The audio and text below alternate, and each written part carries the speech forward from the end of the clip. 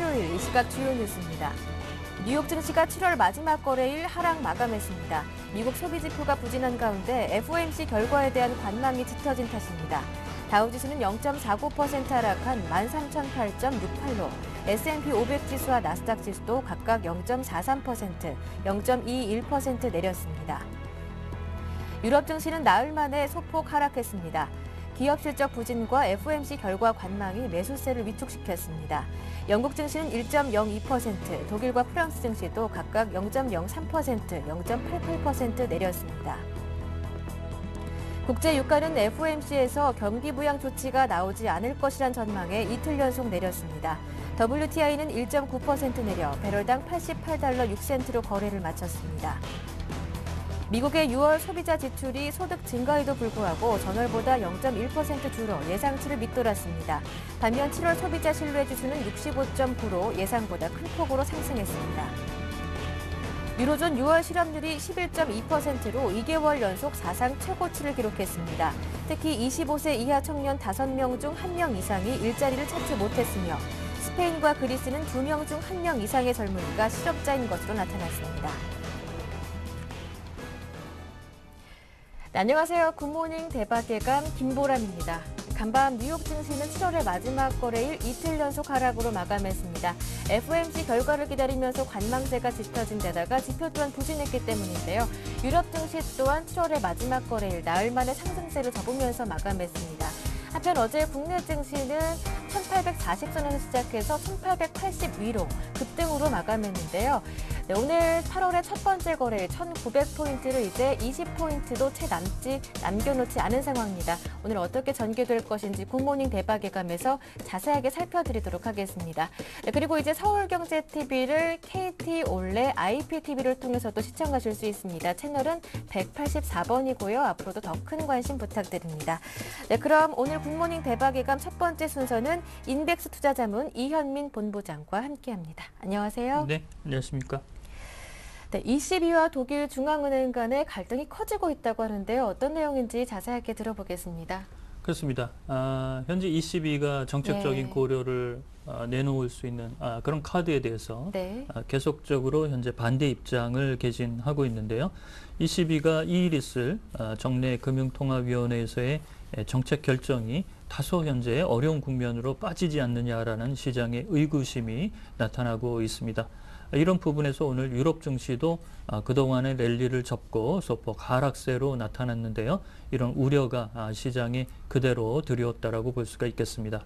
ECB는 2일 있을 정례 통화위원회를 통해서 현재 지난주 목요일 날 드라기 총재가 얘기를 했던 유로화 사수를 위한 정책적인 접근 이런 부분을 현재 내놓을 것으로 얘기가 되고 있는 상황입니다.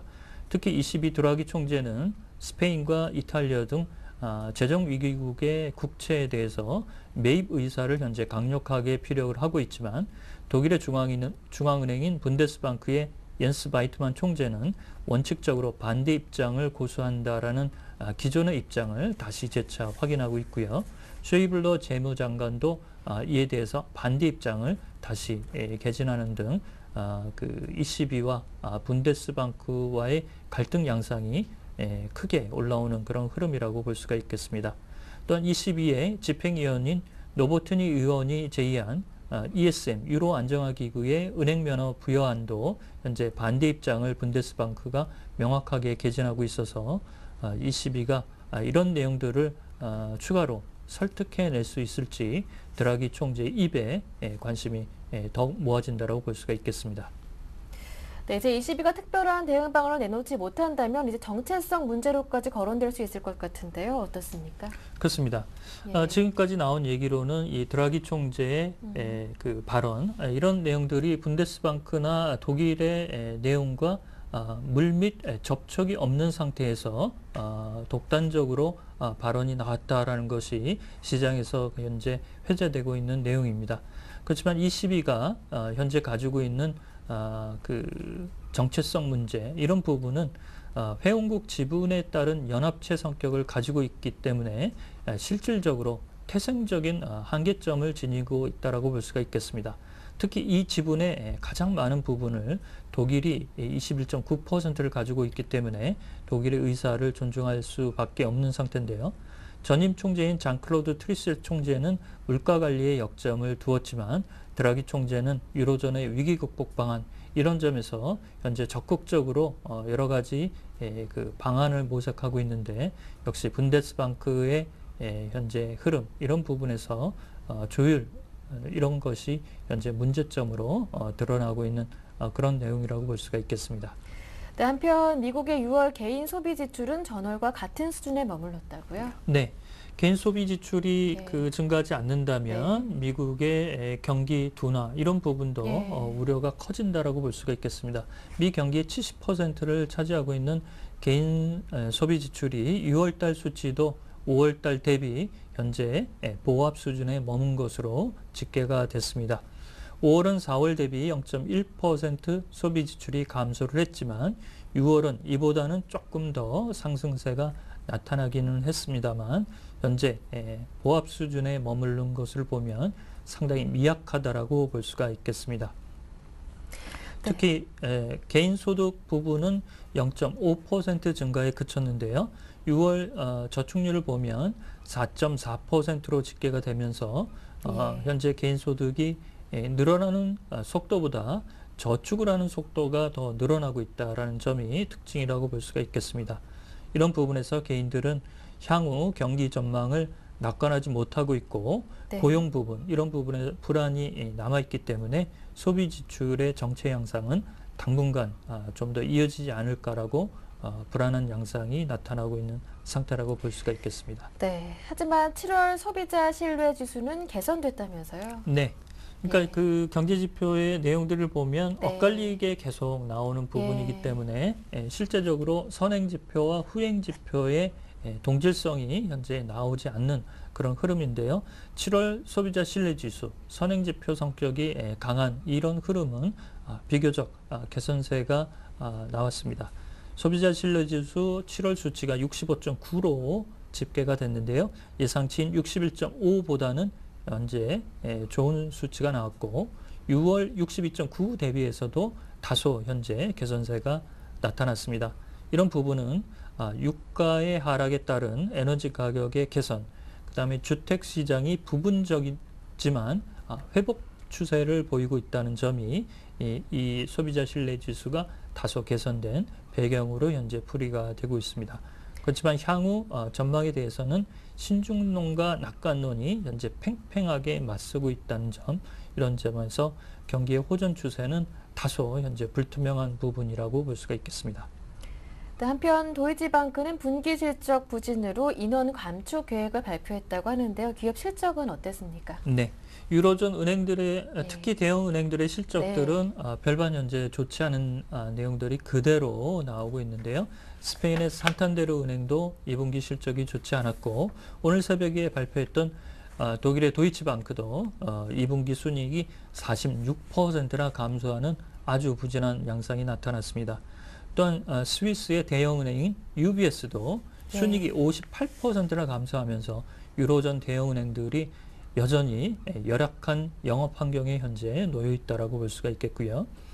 도이치방크는 이에 따라서 1,900명 정도의 인원을 단계적으로 감축하겠다라는 내용까지도 밝혔습니다. 특히 기업금융과 투자은행 부분에서 모두 부진을 했는데요. 도이치방크는 실적을 발표한 이후에 향후 은행의 순이익 전망에 대해서 특별한 코멘트를 달지 않아서 향후 전망에 대한 불투명한 상황도 악재성 요인이라고 볼 수가 있겠습니다. 이 밖에 미국에서는 화이자가 2분기 순이익을 발표를 했습니다.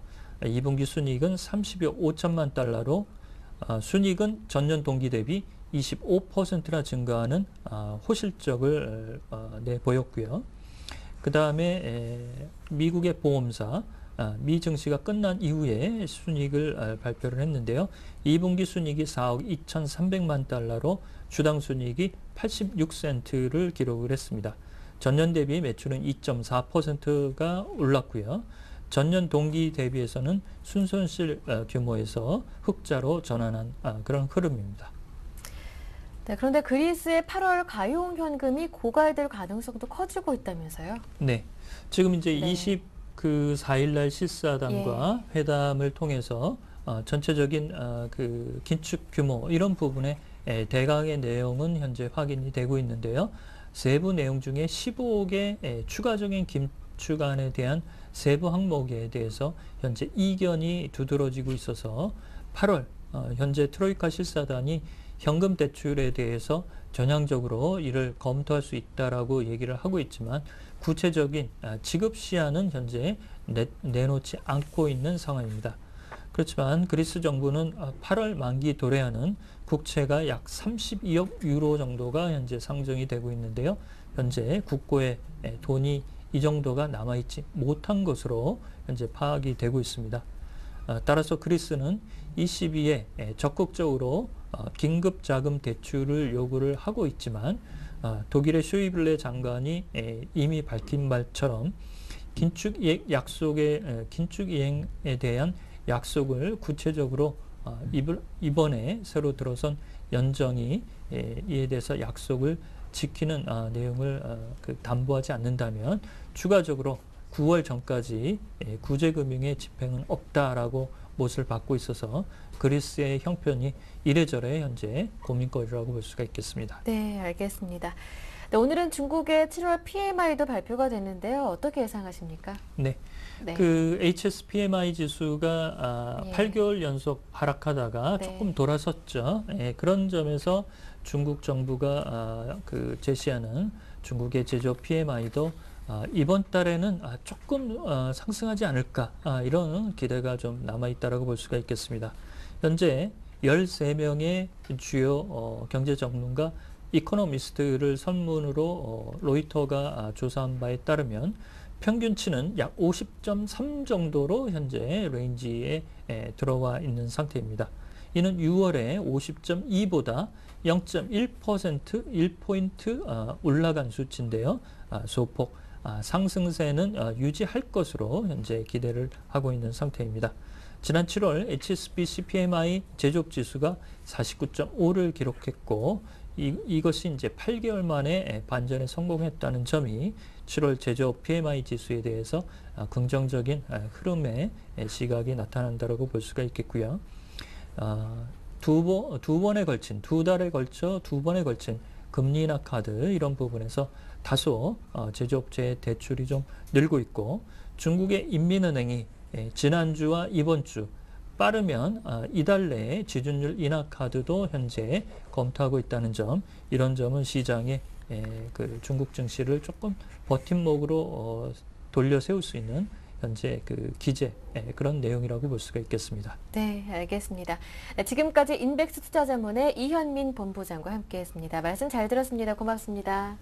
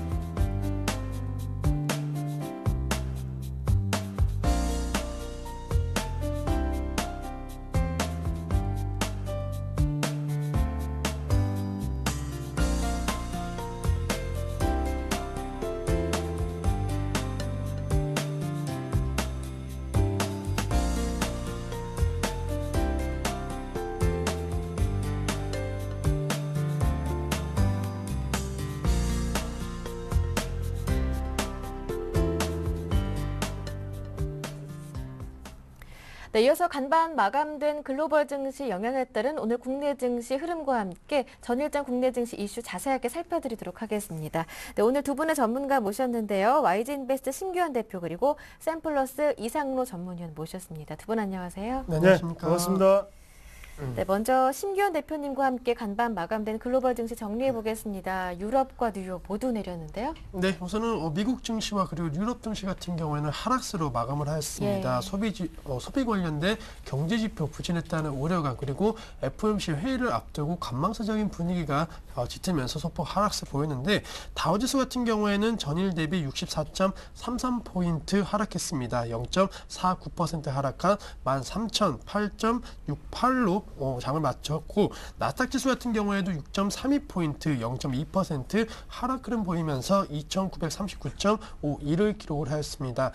S&P 500 지수 역시나 전 거래일 대비해서 5.97포인트 0.43% 하락한 1379.33을 기록을 하였는데 7월 한 달 동안의 그러한 상승률을 본다고 한다면은 약 1% 정도의 상승 흐름 보였다는 점에 있어서는 전반적으로 좀 긍정적이었다고 정리해 드리겠고 개장 전 발표된 유로존의 6월 실업률이 11.2%대로 최고 수준을 유지했다는 소식은 악재로 작용을 했습니다. 하지만 전반적으로 계속적으로 경제 활성화에 대한 정책 기대감이 작용을 하면서 어제장의 급등에 따른 그런 피로감이 약간은 보였지만은 전체적으로 투자 심리는 좀 긍정적인 모습을 보였던 하루였다라고 정리해 드리겠고 유럽 증시 같은 경우에도 하락세는 이어졌습니다. 우선 영국 지수 같은 경우는 1% 하락 그리고 독일 지수 같은 경우에도 0.03%대 그리고 프랑스 지수 같은 경우에도 0.8%대 하락 흐름 보이면서 전체적으로 약세장 분위기는 아니었고 강세장 이후에 어느 정도 좀 매물 소화 과정을 거쳤다.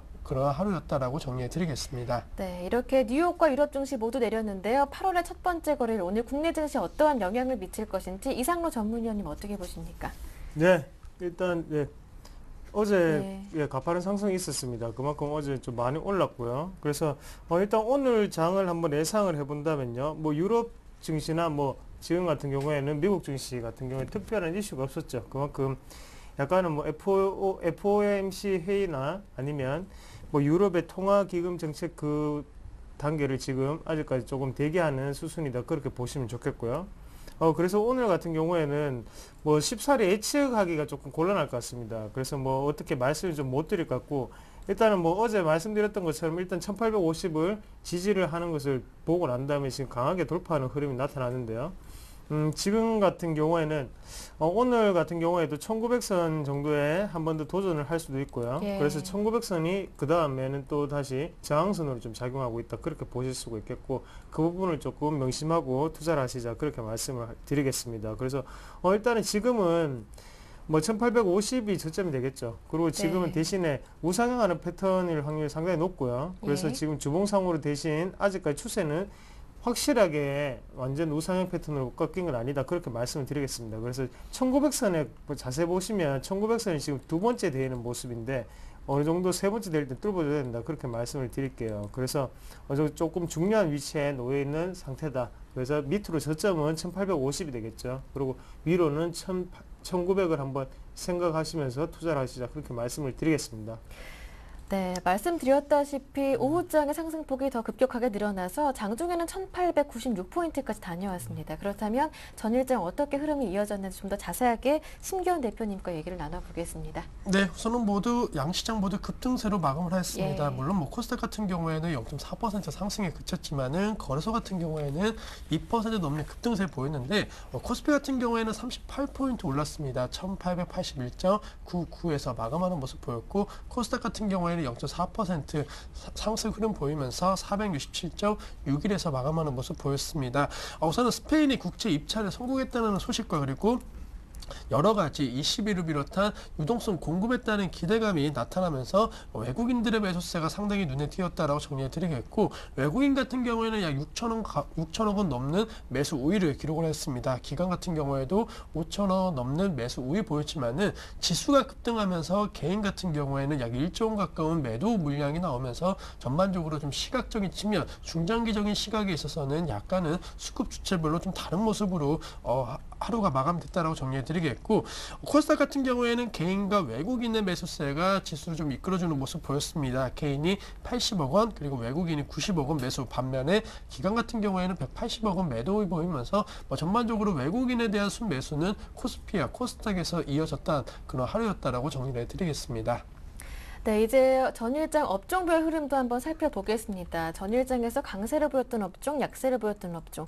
네, 그 가운데 은행주가 4% 이상 오르면서 가장 큰 폭으로 올랐다면서요? 네, 우선 은행주를 비롯한 대부분의 종목군들이 좀 강세 흐름 보였습니다. 전반적으로 은행업종과 그리고 건설업종, 증권업종, 조선업종의 상승폭이 눈에 띄었는데, 은행을 비롯한 이 금융업종 같은 경우에는 역시나 유럽 재정위기 리스크 완화에 따른 기대가 작용을 하였고, 또 그동안 많이 떨어졌다라는 낙폭과대 인식이 작용을 하면서 급등 양상 보였습니다. 건설업종 마찬가지로 경기 민감업종 쪽으로 투자 심리가 쏠리는 모습, 그러한 모습을 보이는 가운데 상승 흐름 보였고, 조선업종 같은 경우에는 유럽발 호재성제를 가장 민감하게 반응하기 때문에 네. 대부분의 종목군들 급등하였다. 하지만은 섬유 의복업종과 전기가스 업종은 역시나 투자 심리가 소외되는 모습 보였는데, 시총 상위 종목군들의 움직임 보신다고 한다면은 삼성전자가 2.6%대에서 상승세로 마감을 하였습니다. 현대차도 1.9% 상승, 그리고 포스코 같은 경우에도 1.9%,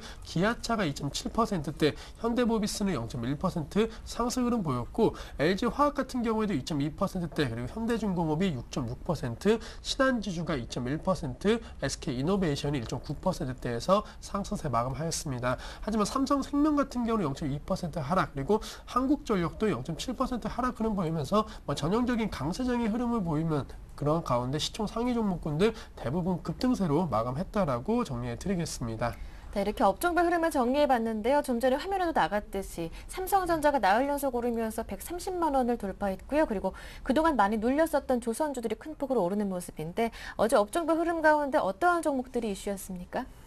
예. 일단 네. 항상 말씀드리지만, 그래서 지금 저번 주부터 해서 계속적으로 삼성전자를 말씀드리고 있는데요. 그만큼 일단 삼성전자가 시장의 이슈다, 그렇게 말씀을 드리겠습니다. 그래서 네. 어제 같은 경우에도 장중에 4.6%라는 어마어마하죠. 그만큼의 상승폭을 기록을 하고 장 마지막에 좀 많이 빠졌는데, 일단은 그만큼 호재성 재료보다는 일단은 과대 낙폭이라 판단, 아직까지 삼성전자는 배고프다, 그렇게 보시면서 예. 투자를 좀 하신 것 같습니다. 외국인들이. 그런 부분을 좀 짐작을 하면서 오늘 같은 경우에는 예측을 하기가 상당히 어려운 구간에 이제 들어왔다, 그렇게 말씀을 드릴게요. 그래서 지금은 예측을 한다기보다는 만약에 지금 수익권이신 분들 같은 경우에는 지금은 좀 더 보유를 하셨으면 좋겠습니다. 좀 더 보유를 하시고 좀 더 네. 기다려 보시고요.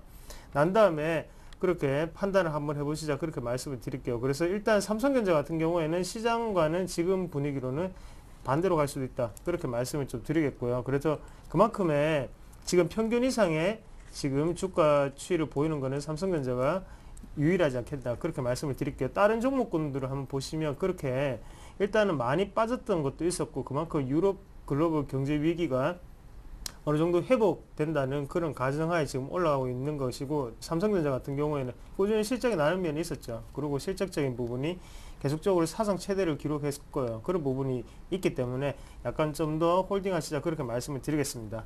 그리고 또 시장 이슈가 됐던 종목군이 있는데요. 일단은 조선주 쪽으로 한번 보시면요. 조선주 쪽이 어제 상당히 큰 폭의 상승폭이 있었습니다. 그래서 현대중공업 같은 경우에도 6% 정도 올랐는데, 전체적으로 많이 올랐죠. 한번 안에 내용을 한번 살펴보시면 조선주 같은 경우에는 그만큼 유럽에 대한 글로벌 위기 의식이 좀 많았는데, 거기에 대해 가장 큰 수혜주가 아닌가, 그렇게 말씀을 드릴 수가 있겠고, 예. 그래서 마리오 드라기 총재가 그때 저번 주인가요? 말을 했을 겁니다. 네. 말을 했을 때 어떻게 했냐면, 일단 유로존을 지키기 위해서 뭐든지 하겠다. 거기 말 뜻을 한번 보시면, 일단은 스페인이나 이탈리아의 국채 매입 같은 경우가 쉽게 해결될 수 있다, 그렇게 지금 시장은 조금 판단하는 것 같습니다. 그래서 그게 조선주에도 조금 나타나고 있는 게 아닌가, 그렇게 말씀을 드릴 수가 있겠고, 그 중에 STX 그룹을 좀 더 유심하게 살펴보겠습니다. 그러면 STX 같은 경우에도 어제 상당히 큰 폭으로 증가를 했는데요.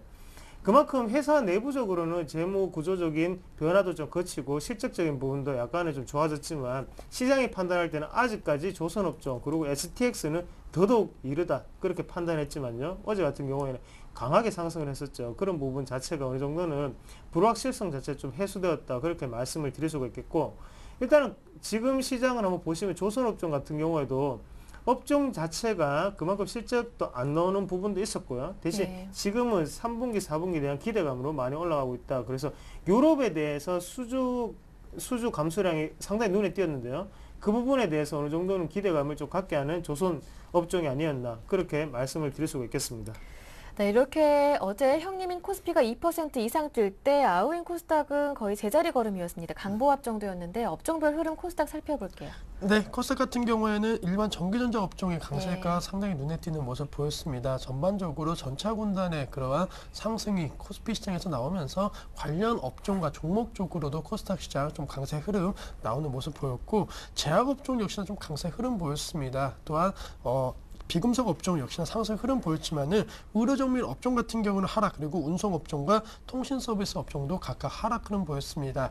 시총 상위 종목군들의 움직임 살펴드리면은 먼저 셀트리온이 1.4%대에서 상승세로 마감을 하였고, 다음 같은 경우에도 0.5% 상승, 그리고 서울반도체가 0.9%대에서 상승세로 마감하는 모습 보였습니다. 또 그동안 우려감도 컸던 파라다이스 같은 경우에도 1.1% 상승세, 그리고 젠백스가 6% 넘는 급등세 보였고, CJ ENM 같은 경우에는 1.3% 상승, 그리고 포스코 캠텍은 2%, 윈터플렉스가 1.5%대에서 상승세로 마감하는 모습 보였습니다.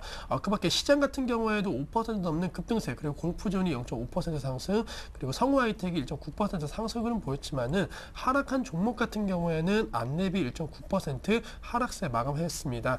CJ 오쇼핑 역시나 1.3% 하락, 그리고 SM이 2.7% 하락, 위메이드가 1.3% 하락, 그리고 SK 브로드밴드도 2.4% 하락 흐름 보이면서 전반적으로 지수가 좀 강보합권에서 움직이는 양상 속에서 시총 상위 종목군들은 상승한 종목이 더 많지만은 상승과 하락 좀 엇갈린 양상 속에서 네. 마감을 했다라고 정리해 드리겠습니다.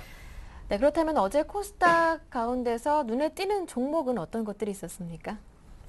예, 일단 코스닥을 한번 전체적인 분위기를 살펴보셔야 네. 되는데, 네, 저번 주부터 말씀드렸던 게 일단 코스피 쪽으로 돈이 조금 움직인다고 말씀을 네. 드렸었습니다. 그래서 돈의 흐름이 조금 들어오고 있다. 그래서 코스닥 같은 경우는 조금 상승폭이 좀 제한될 것이다 말씀을 드렸었고요. 그래서 코스닥 같은 경우에 지금 전체적인 분위기를 먼저 살펴보시는 게 가장 중요합니다. 그래서 일단은 시장 자체가 어느 정도 오늘 같은 경우에 조정이 온다면 그때 그 돈 흐름 자체가 어디로 들어가는지를 한번 좀 살펴보시는 게 좀 중요할 것 같습니다. 그래서 코스닥 같은 경우에도 어느 정도는 지금 기술적 분석으로는 어느 정도 차트를 만드는 모습을 보이고 있는데요. 그 부분이 앞으로 어떻게 진행될지, 그리고 돈의 흐름 자체가 코스피가 만약에 조정을 받을 때 그 돈의 흐름이 코스닥으로 넘어오는지 아니면 코스피 시총 상위주의 지지선이 되는지 그 점을 한번 살펴보시면서 투자를 하시면 좀 더 낫지 않겠나 그렇게 말씀을 드릴 수가 있겠고, 그리고 일단은 뭐 어제 골프존을 말씀을 드렸었죠. 골프존을 말씀을 드렸었는데 골프존 같은 경우에는 갭 상승을 하고 난 다음에 조금 소폭 하락하는 모습 보였습니다. 그래서 아직까지 추세 자체가 좋기 때문에 좀 더 들고 계시자 그렇게 말씀을 드리겠고요. 그리고 어제 시장 이슈가 됐던 걸 한번 살펴보시면요. 스마트 그리드 관련주를 한번 살펴보실 수가 있겠는데요. 스마트 그리드 관련주 같은 경우에는 일단은 뭐 지금 전력 해소에 대한 기대감이 상당히 부각이 되고 있습니다. 그래서 어제 상당히 큰 폭으로 장 초반에 큰 폭으로 상승을 했지만 장 마감 그래서 2시 좀 넘고 난 다음부터 그때부터는 계속적으로 빠지기 시작했죠. 그래서 마지막에 끝나는 모습은 좀 안 좋은 모습으로 끝났는데요. 그만큼 일단은 지금 거래량 자체를 한번 보시더라도 일단 코스피 쪽에 어느 정도 이목이 좀 집중되어 있다 보니까 코스닥에 아무리 뭐 테마성 재료가 다분하다고 하더라도 그 재료가 크게 부각받지는 못한다. 그래서 장 초반에 반짝일 수 있고 대신 장 후반까지 유지할 수 있는 힘은 아직까지 좀 부족하지 않나 그렇게 말씀을 드릴 수가 있겠습니다.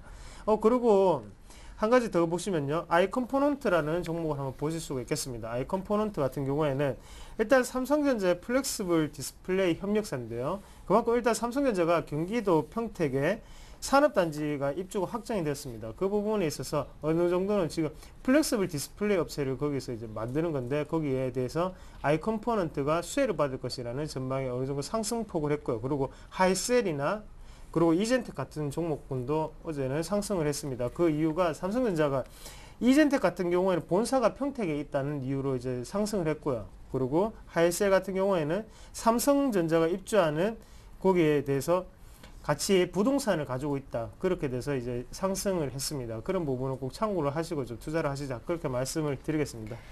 네, 이어서 거래소 쪽으로 다시 한번 눈을 돌려보겠습니다. 어제장 외국인과 기관은 어떠한 종목을 사고 팔았는지 심기현 대표님께 들어볼게요. 네, 우선은 외국인과 기관 매수 상위 종목군에는 역시나 네. 전차군단이다라고 먼저 정리를 해드릴 수가 있겠습니다. 네. 특히나 외국인이 삼성전자에 대해서 약 2,900원 넘는 매수 우위를 보였다라는 거, 전반적으로 외국인의 쏠림 현상은 어제장에서도 이어졌다고 정리해드리겠고, 네. 그밖에 기아차에 대해서도 700원 넘는 매수 우위, 그리고 삼성중공업 270원 매수, LG 화학에 대해서도 240억 원의 매수 우위가 들어왔습니다. 전반적으로 그동안 샀던 종목에 대해서 꾸준하게 매수세 보이고 있다는 점 기억을 해주시고, 기관 같은 경우에는 현대차에 대해서 약 590억 원, 그리고 현대중공업에 대해서 540억 원, SK이노베이션에 대해서는 400억 넘는 매수 우위 보였습니다.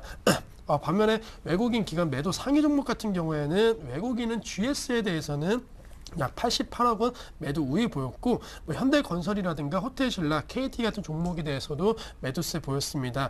특히 기관 같은 경우에는 외국인들은 이 삼성전자 샀지만은 기관 같은 경우에는 파는 모습 보였는데 금액적인 측면에 있어서는 크지 않았다. 약 255억 원 매도 우위 보였다는 거, 외국인의 매수세에 따른 기대감이 먼저 작용할 수 있다라고 정리해드리겠고, SK 하이닉스에 대해서도 130억 원 매도 우위 보였습니다. 그밖에 라겐락 같은 경우에도 130억 원대, 고려 아연에 대해서도 100억 원 넘는 매도 우위 보이면서 전반적으로 외국인이 사주고 있는 종목군의 상승 탄력도가 업종 내에서도 상당히 눈에 띄고 있다는 점 계속적으로 기억을 하시면서 투자 전략을 세워야 된다라고 말씀을 드리겠습니다. 네, 이어서 코스닥 시장 외국인과 기관의 수급 동향은 어땠나요? 예, 코스닥 같은 경우에 외국인 매수 상위 종목군을 예. 한번 먼저 살펴보시면요. 일단 다음하고 실리콘웍스, 그리고 안랩, 파라다이스, 인터플렉스 같은 종목군이 있고요. 그리고 기관 같은 경우에는 이메이드, 그리고 젠백스, 시젠, 그리고 하이로코리아, 포스코, 콤텍 같은 종목군이 눈에 띄는데, 일단은 뭐 꾸준히 말씀드리는 게 지금 갑자기 조금 이슈가 돼 보이는 게 실리콘웍스 같은 종목군이 조금 이슈가 돼 보이거든요. 그래서 실리콘웍스 같은 경우에 좀 더 지켜보시면서 조금 보시는 게 좋지 않겠나, 그렇게 말씀을 드릴 수 있겠습니다. 그래서 최근 들어 좋은 흐름 보이고 있기 때문에 좀 더 살펴보시자, 그렇게 말씀을 드릴 수가 있겠고, 대신 코스닥 외국인 기관 매도 상위 종목군을 한번 살펴보시면, 외국인 매도 상위 종목군 같은 경우에는요, YG 엔터테인먼트, 그리고 디지털옵틱, 그리고 AP 시스템, JC, 그리고 원익 IPS, 그리고요, 기관 같은 경우에는 다음 서울반도체, JC, 그리고 CJ홈쇼핑, SN 같은 종목군 눈에 띄는데요. 일단은 지금 엔터주 관련으로 해서 외국인과 기관의 매수세가 조금 눈에 띄고, 매도세가 눈에 띄고 있습니다. 일단은 지금 같은 경우에 뭐 이익 실현을 하신다거나 아니면 손절을 하시기에는 조금 아직은 조금 추이를 좀 지켜보시자. 그래서 내일까지는 좀 더 오늘까지는 지켜보시고 난 다음에 추가적으로 순매도가 조금 나온다고 하면 어느 정도 포트폴리오 변화가 좀 있는 걸로 생각을 하고요. 조금 변경을 좀 하셔야 될 것 같습니다. 그래서 일단 JC 같은 경우에도 지금 게임주로 대표되는 종목이었죠. 그런 부분에 있어서 지금 매도세가 조금씩 나오고 있다는 게 지금 저점을 어느 정도는 지지를 해줘야 되는 상황이거든요. 그런 부분 자체가 지금 어느 정도 매도세로 계속적으로 일관되게 나오면 우리도 매도를 조금 하시거나 아니면 종목군에서 관심 종목에서 빼시거나 그 둘 중에 한 가지 방법을 선택하셔야 될 때다, 그렇게 말씀을 드리겠습니다. 네, 잘 들었습니다. 네, 지금까지 YG인베스트 심규현 대표, 샘플러스 이상로 전문위원과 함께했습니다. 고맙습니다. 네, 고맙습니다.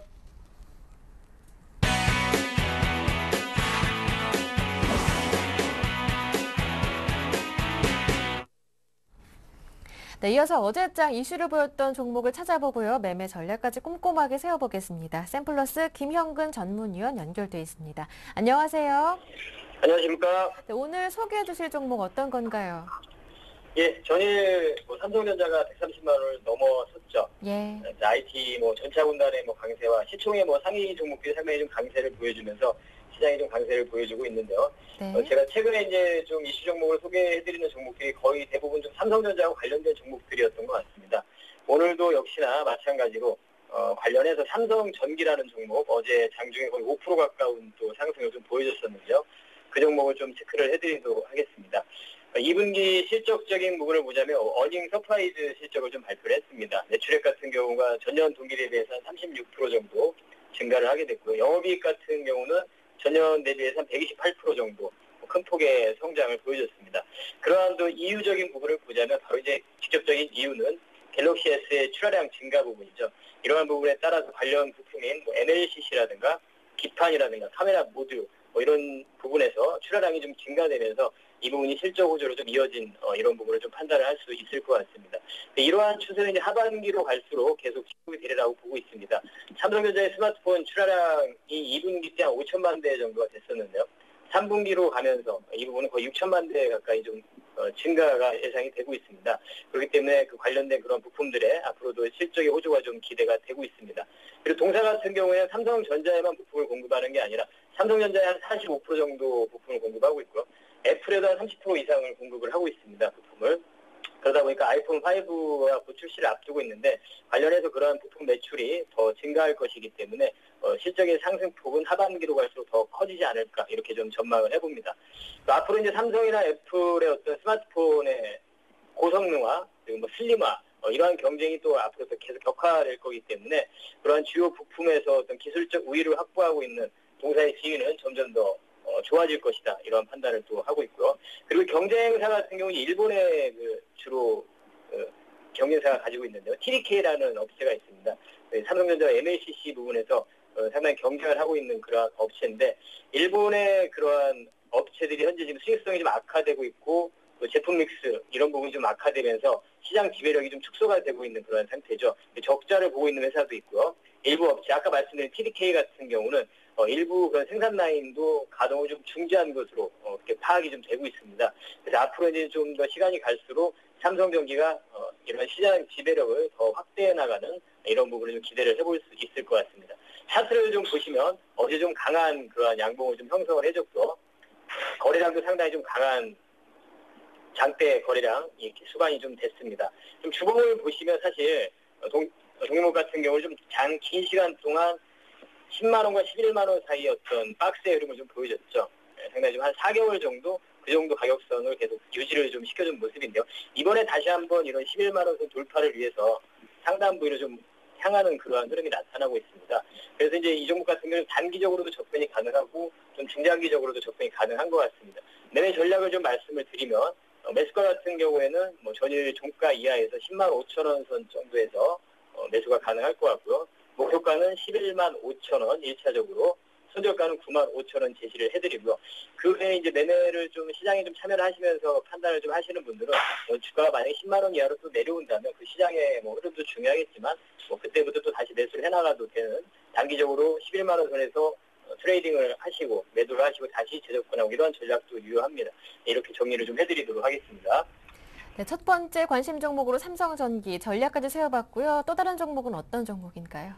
예, 그리고 전이 이제 상당히 좀 눈에 띄는 또 그러한 부분이 바로 조선업종의 강한 그러한 반등, 상승 이러한 흐름이었습니다. 유로존에서의 어떤 재정위기 해결에 대한 이러한 부분이 좀 완화되는 그런 뭐 발언, 22 총재의 뭐 발언을 시작으로 해서 이런 부분이 계속 기대가 좀 되면서 약간 리스크 완화 부분 거기에 플러스 바로 이 저가라는 주가가 상당히 싸다는 그러한 메리트가 좀 부각이 되면서 상당히 강한 반등을 했었죠.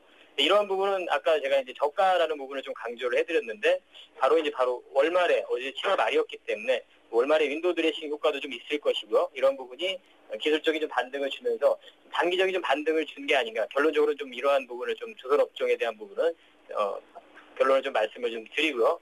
그중에서 이제 빅3에 대한 뭐 조선업종에 관심을 가질 때 항상 그 빅3에 대해서만 현대중공업, 삼성중공업, 대우조선해양 이렇게 좀 관심을 가질 필요가 있는데요. 이 중에서도 이제 그나마 가장 안정적이고 가장 강한 종목인 삼성중공업을 좀 체크를 좀 해보겠습니다.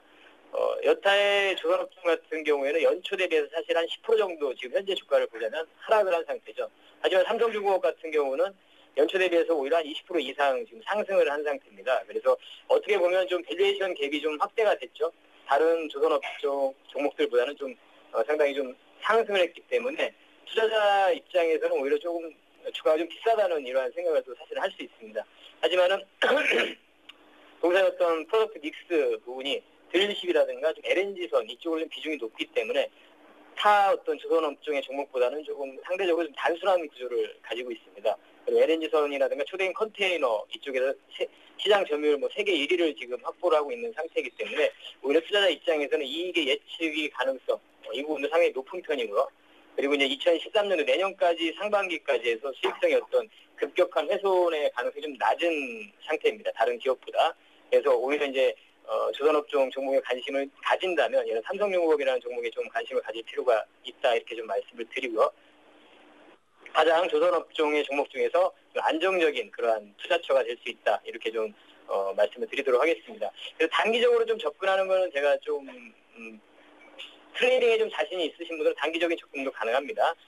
단기적인 접근으로 한 42,000원 선 정도까지 그러니까 기대 수익률 한 5% 정도 이 정도만 좀 가지고 단기적인 접근은 가능할 것 같고요. 대신에 좀 긴 시각으로 접근한다면 뭐 전일의 뭐 종가 이하 4만 원 이하의 가격에서는 조금씩 모아가면서 긴 시각이라는 건 뭐 내년 올해 하반기라든가 6개월 정도의 기간 이 정도의 기간을 보고 좀 긴 시각으로 접근해서 매매를 하는 건 그러한 시각은 좀 찬성을 하고요.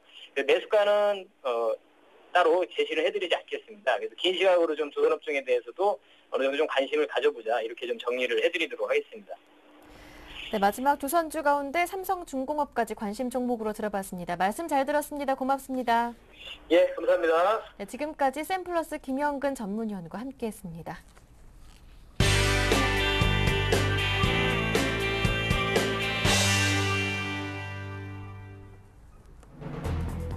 8월 1일 수요일 이슈앤이슈 주요 뉴스입니다.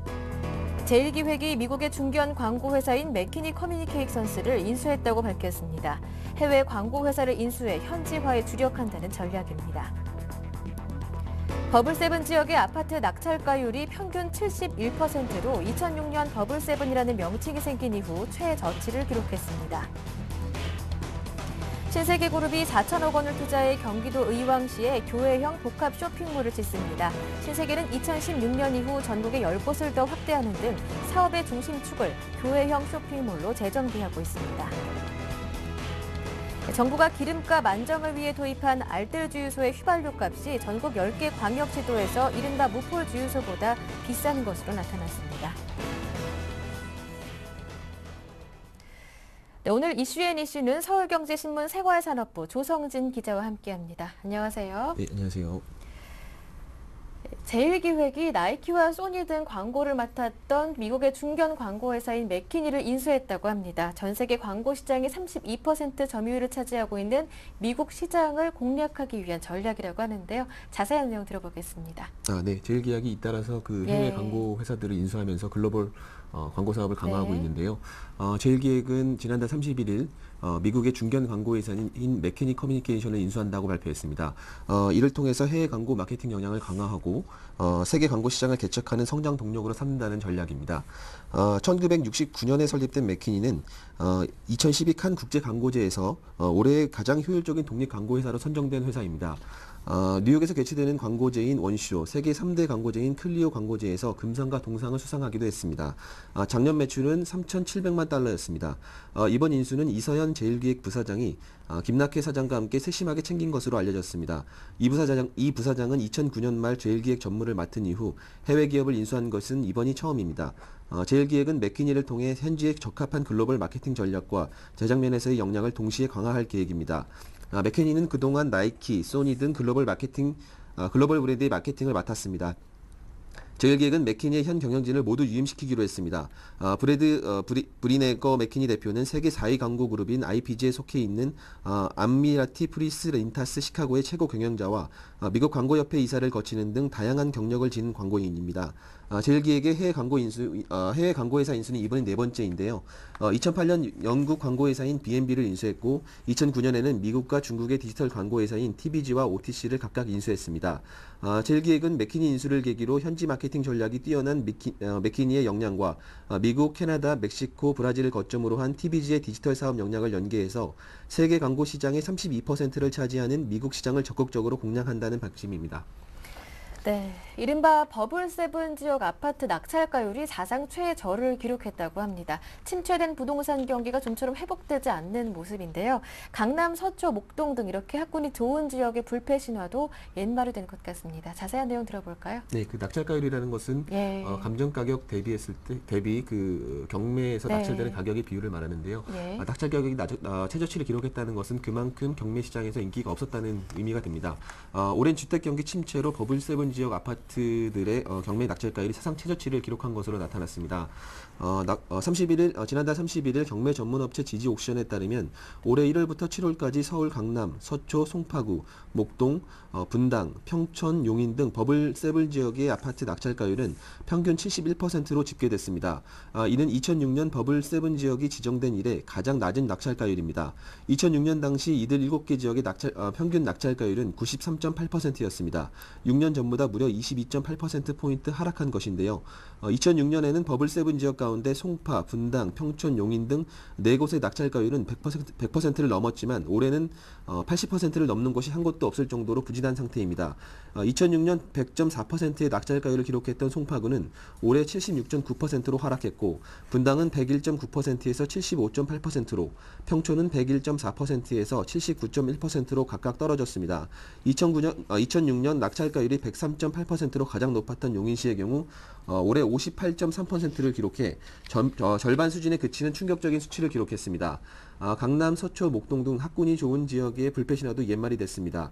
2006년 92.9%의 낙찰가율을 보였던 강남은 올해 79.1%로 떨어졌고 서초는 87.1%에서 76%로 목동은 90.8%에서 73.9%로 하락했습니다.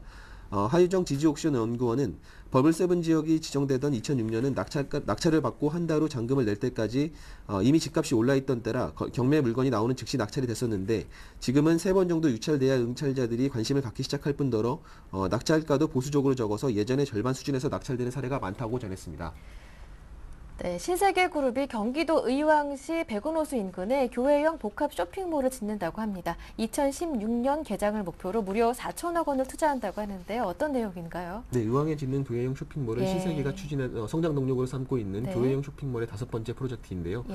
정영진 부회장은 어제 그 의왕시와 그 의왕 백운 지식 문화밸리 복합 쇼핑몰 건립 투자 협약을 맺었습니다. 이번 협약에 따라서 신세계는 경기 의왕시 백운호수 일대의 교회형 쇼핑몰을 짓게 됐습니다. 백운 지식 문화밸리 부지 10만 평방미터의 쇼핑 시설과 엔터테인먼트, 문화, 레저 시설 등이 어우러지는 초대형 복합 쇼핑몰인데요. 의왕도시공사가 개발 중인 백운 지식 문화밸리는 주택 건설 용지 36만 4천 평방미터, 도시 기반 시설 용지 41만 6천 평방미터, 상업 시설 용지 10만 3천 평방미터 등 95만 5천 평방미터의 2,400여 가구 주거시설과 교육, 의료, 업무, 판매, 숙박시설 등이 들어서는 자독도시로 조성됩니다. 신세계는 이 지구가 도심과 대도시에서 벗어나 쇼핑과 여가를 여유롭게 즐길 수 있는 교외 쇼핑몰로서 최적의 입지 조건을 갖추고 있다고 설명했습니다. 신세계는 쇼핑시설뿐 아니라 온 가족이 즐길 수 있는 다양한 놀이, 오락시설을 갖춰서 의양, 안양, 군포 등 인근 도시뿐 아니라 승용차로 2~30분 거리에 있는 서울 남부권과 경기 수원, 판교, 과천, 시흥, 안산, 화성 등 경기 남부권의 각종 쇼핑객을 끌어들일 계획입니다. 네, 기름값이 가장 싼 것으로 알려졌던 알뜰 주유소의 휘발유 가격이 이른바 무포 주유소보다 비싼 것으로 드러났습니다. 정부가 서민들의 기름값 부담을 줄이기 위해서 만들었던 알뜰 주유소, 그만큼 제 역할을 하지 못하고 있다는 뜻일 텐데요. 그만큼 또 논란이 예상됩니다. 네, 알뜰 주유소는 그 한국석유공사와 농협중앙회 등이 낮은 가격으로 휘발유와 경유를 사서 일반 주유소보다 싼 가격으로 판매하는 주유소를 말하는데요. 이들 그 알뜰 주유소들이 일반 주유소보다 비싸게 기름을 팔고 있는 것으로 드러나서 논란이 되고 있습니다. 지난달 31일 석유공사가 국회 지식경제위원회 이채익 의원에게 제출한 자료에 따르면 서울과 부산, 대구, 광주, 대전, 강원, 전북, 전남, 경북, 경남 등 전국 10곳의 알뜰 주유소가 무상표 자영 주유소보다 비싼 것으로 파악됐습니다. 서울의 평균 휘발유 가격은 무상표 자영 주유소보다 94전이 비쌌고요. 휘발유 가격 차이가 가장 큰 곳은 대전으로 알뜰 주유소가 무상표 자영 주유소보다 37원 74전이 비쌌습니다. 경유는 경유 역시 대전이 가장 큰 차이를 보였는데요. 알뜰 주유소 가격이 1,728원 60전으로 일반 주유소보다 52원 7전이 높았습니다. 네, 말씀 잘 들었습니다. 지금까지 서울경제신문 생활산업부 조성진 기자와 함께했습니다. 고맙습니다. 네, 감사합니다. 네, 굿모닝 대박예감 1부 순서는 여기에서 마무리 짓겠습니다. 저는 잠시 뒤 2부로 오겠습니다. 고맙습니다.